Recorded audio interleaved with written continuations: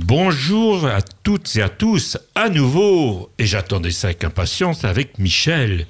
Michel, pour son histoire du roman policier, du polar, et aujourd'hui, j'ai l'impression que vous nous emmenez loin, très loin, du côté de la Chine. Ben oui, parce qu'on peut se poser la question, c'est qu'en fait, le roman policier est né en Chine. Bon, ils ont tout inventé. Bien sûr. Ce genre littéraire était florissant plusieurs siècles avant que Sherlock Holmes ne monte le bout de son nez. Dans un premier temps, c'était des récits qui étaient racontés par des conteurs. Il y a eu des pièces de théâtre et des romans, proprement parlés, sont apparus au XVIIe et surtout au XVIIIe siècle.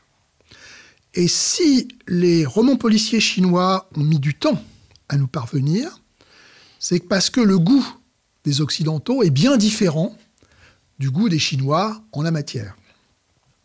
Dans le roman policier chinois, le nom du coupable apparaît souvent dès la première page. Donc, comme suspense, il y a mieux. Ben, c'est un peu comme les bandes dessinées où on commence par la fin.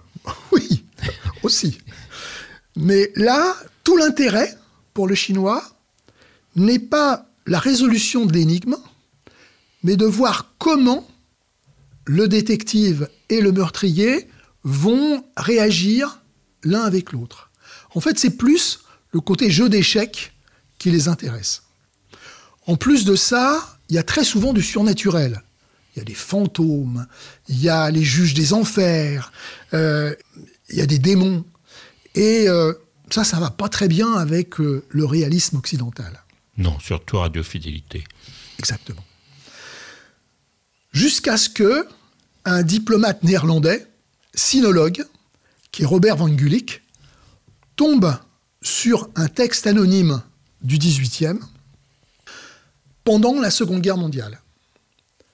Il trouve que ce texte est un peu plus proche de ce qu'on attend un occidental.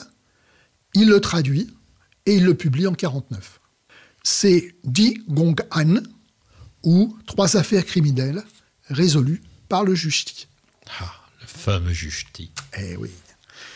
Alors le juge Ti, Jen Tie, c'est un personnage historique.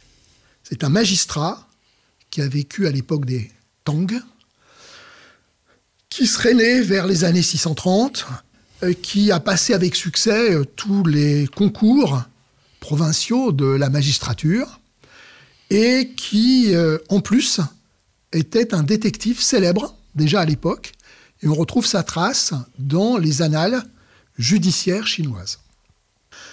Il a terminé sa carrière comme ministre à Pékin de l'impératrice Wu.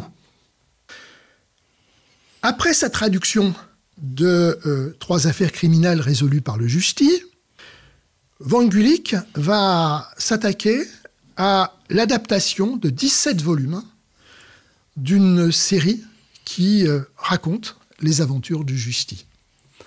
Alors il y a trafic d'or sous les Tang, meurtre sur un bateau de fleurs, le monastère hanté, assassin et poète, le squelette sous cloche, etc., etc. Et l'intérêt de ces romans, en plus du côté énigme policière, réside dans la grande rigueur historique de Van Gulik, qui connaissait très très bien la civilisation chinoise, qui décrit toutes les classes de la société, les procédures de jugement. Ça lui permet en outre, à cause de l'exotisme de la Chine, de s'affranchir de la pudeur anglo-saxonne. Et Ti étant un disciple de Confucius, il n'hésite pas à accuser les bouddhistes et les taoïstes des pires turpitudes. Van Gulik ne va faire qu'une seule concession aux textes originaux, c'est qu'il va introduire le wodunit, qui est très cher aux Occidentaux. Oui.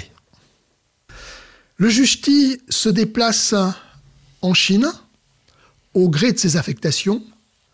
Il a commencé par une petite ville de province, il termine à la capitale. Et lors de ses déplacements, il est toujours accompagné de ses 3 femmes, du sergent Hong, qui est le vieux sergent tenace, des inséparables Mahjong et Xiao Tai, qui sont des colosses spécialistes des arts martiaux, et de Tao Gang, qui est un ancien escroc, qui est expert en dépipé et en déguisements variés. Il y aura d'ailleurs des reprises après. Alors, beaucoup de reprises, en particulier en France.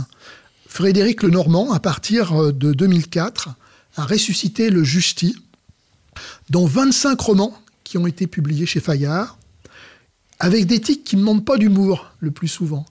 Il y a eu, par exemple, Médecine chinoise à l'usage des assassins, Divorce à la chinoise, Le bon, la brute et le Justi, L'art de cuisiner un suspect et le canard laqué, sont souvent de très bonnes reprises du Justi.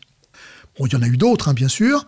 Et le dernier en date, c'est Qi Xiaolong, qui est un jeune écrivain chinois qui a créé le personnage de l'inspecteur Shen Cao et qui a écrit une adaptation d'Assassin et poète dans le style de Van Gulik. C'est pas le seul juge chinois dont les capacités à résoudre les énigmes sont passées à la postérité. Non, il y a aussi le juge Bao, même si il est moins connu. Le juge Bao, lui, est un mandarin de la dynastie Song, donc plus au XIe siècle, et il est réputé pour son intégrité et sa piété filiale. C'est pareil, c'est quelqu'un qui a un raisonnement extraordinaire, hein, une intuition. Il ne fait jamais d'erreur et on dit qu'il serait capable de juger les affaires dans l'au-delà aussi bien que dans la vie terrestre. C'est pour ça qu'on le considère parfois comme étant un juge des enfers. Alors, il y a des affaires du juge Bao qui sont pas très connues parce que publiées dans des revues un peu confidentielles. Il a écrit « Le chat échangé contre le dauphin ». C'est l'histoire d'une première concubine qui donne un héritier à l'empereur. La seconde concubine remplace l'enfant par un chat mort. Accusée d'avoir enfanté un monstre, la mère est chassée de la cour. C'est le spectre de l'écuelle. L'écuelle, c'est un pot de chambre qui parle et qui révèle le nom de l'assassin de son maître. Bon, une histoire un peu bizarre. Compliqué. Par contre, Patrick Marty a adapté le roman 7 héros et 5 galants en bande dessinée. Il y a eu 6 volumes illustrés par Chongruini qui sont parus aux éditions Fay. Le titre, c'est Le juge Bao. Ça a été publié entre 2010 et 2016. Les éditions Fay ont disparu. Mais ils sont difficiles à trouver. Moi, j'ai essayé de chercher ces romans du Justi. On ne les trouve plus. Alors, j'ai regardé, puisque tu m'en avais parlé, et tu peux les trouver sur Amazon. Ah oui, sur Amazon. Oui, voilà. Mais bon, en tout cas, nous nous retrouverons la semaine prochaine avec un grand